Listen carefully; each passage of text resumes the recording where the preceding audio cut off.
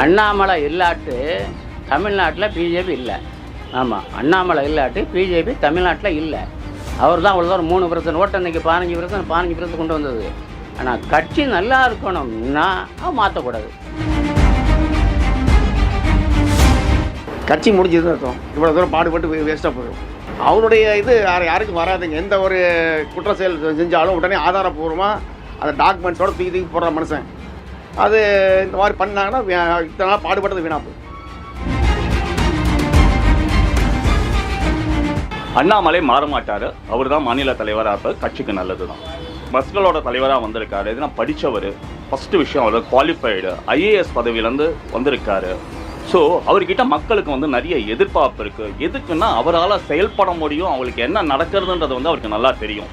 எப்படி மாற்றம் கொண்டு வரலான்றதுக்கு வந்து he's got a vision.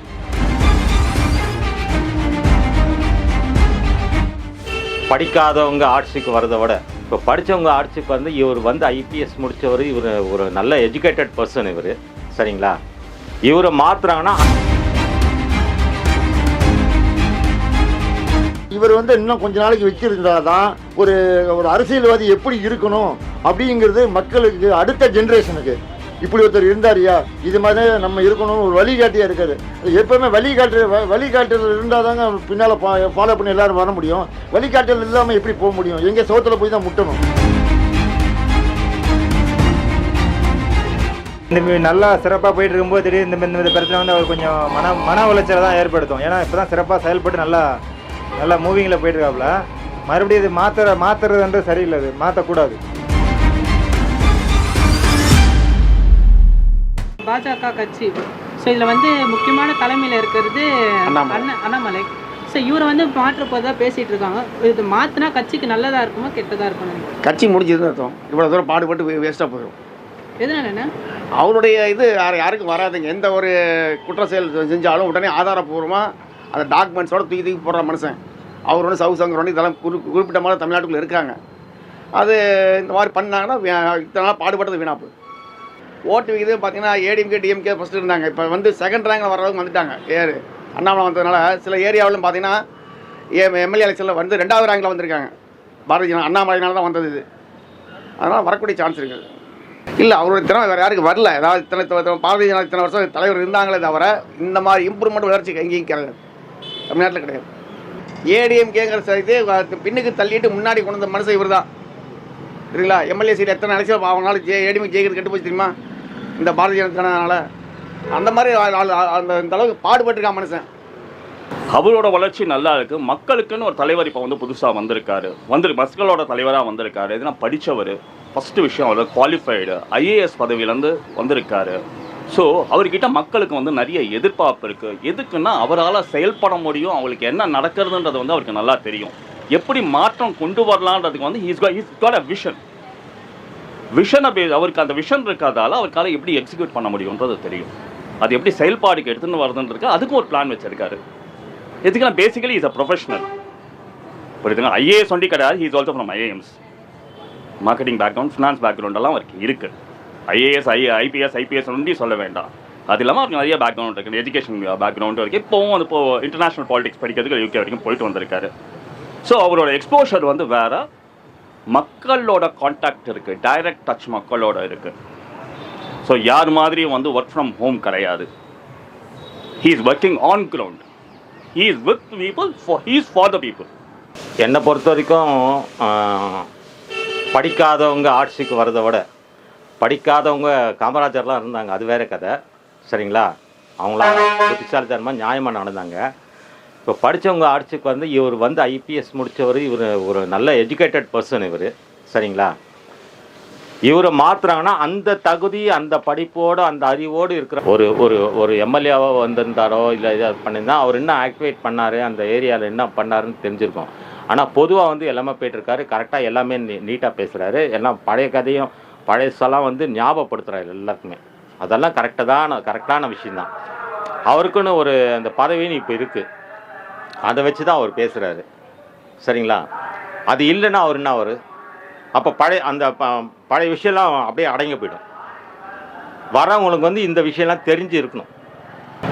Annamalai வந்து அவர் வந்து அவருடைய கட்சியை வளர்க்கணும்னு பாடுபடுறாரு. அவர் வந்து ஒரு போராட்ட குணத்தோட பாரதிய ஜனதாவை தமிழ்நாட்டில் முன்னேற்ற பாதையை கொண்டுன்னு வரணும், அந்த கட்சி ஃபஸ்ட்டு வரணும்னு அவர் உழைக்கிறார். அதில் எந்த மாற்றமும் இல்லை. இவரை மாற்றக்கூடாது, அவர் வேணும் இவர் வேணும்னு நம்ம சொல்ல முடியாது.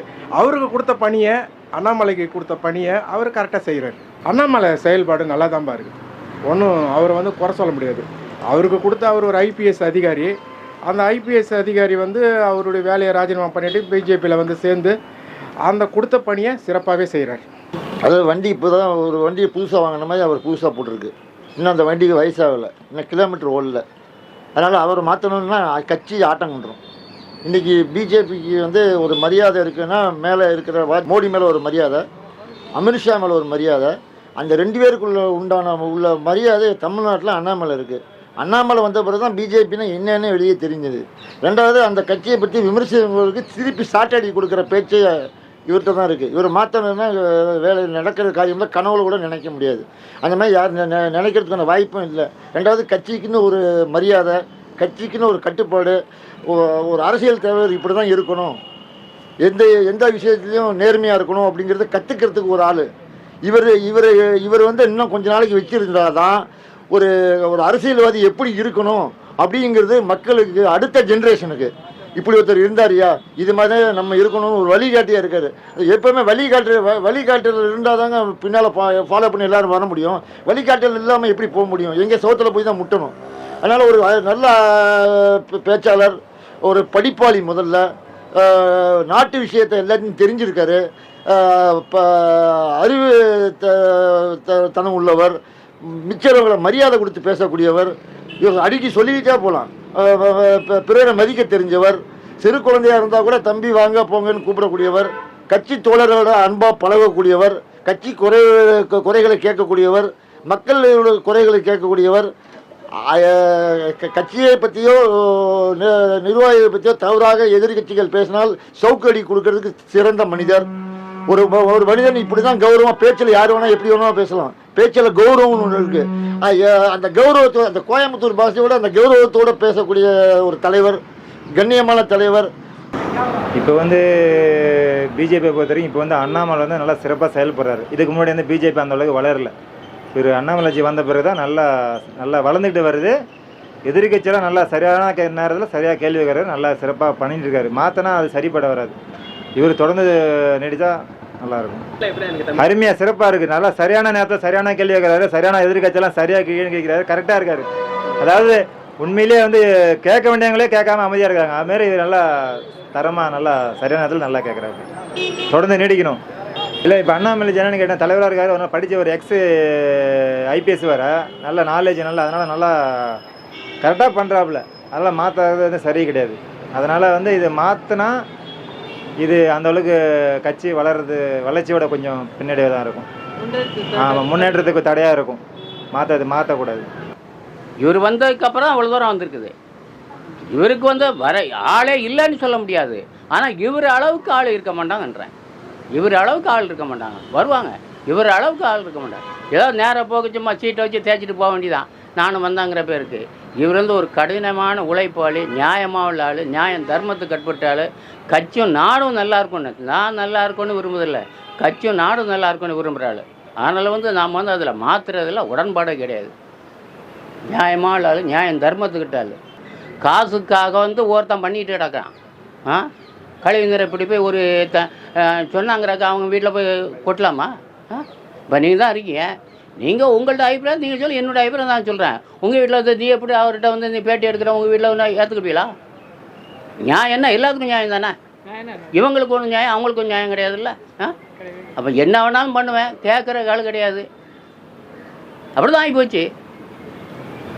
60-70 வருஷமாக ஏமாற்றி, ஆரம்பத்துலேருந்து அண்ணாத்துறையிலேருந்து பெரியார்லேருந்து அப்படி தானே ஏமாத்தினேன்னா, ரூபாய்க்கு 3 படி இருந்தால் முச்சம் செலுத்து அடிக்கணுன்னா, போகிற 3 படி லட்சியம், 1 படி நிச்சயம்ன்ட்டு என்ன இது? ஆனால் தமிழ்நாடு உருப்படுற கொஞ்சம் கஷ்டம்தான். இந்த காசுக்காக வந்து என்ன வேணாலும் பண்ணுவாங்கிற முடியல. 500 ரூபா கொடுத்து ஓட்ட போடுற நம்ம காசை திருடுறானே. ஒவ்வொருத்தன் மேலே இப்போ 4 லட்சம் கோடிக்கிட்ட 4 லட்சம் கிட்ட கடன் இருக்குது. ஒருத்தன் மேலே 1 லட்சத்து சில்லறை அன்றைக்கி பேப்பரில் கணக்கு போட்டிருந்தான், ஒரு ஆள் மேலே. எப்படி கடன் ஆச்சு? கடவை நான் காசில் எங்கே போகுது? ஃப்ரீ பேசு கேட்டாப்பிலையா? அப்போ எல்லாமே ஃப்ரீயாக கொடுத்துருப்போம். உழைக்கிறது யார்? இவன் மட்டும் சாப்பிட்டு வீட்டில் போய் படுத்துக்க, என்னென்ன வேணுமோ வாங்கிக்க.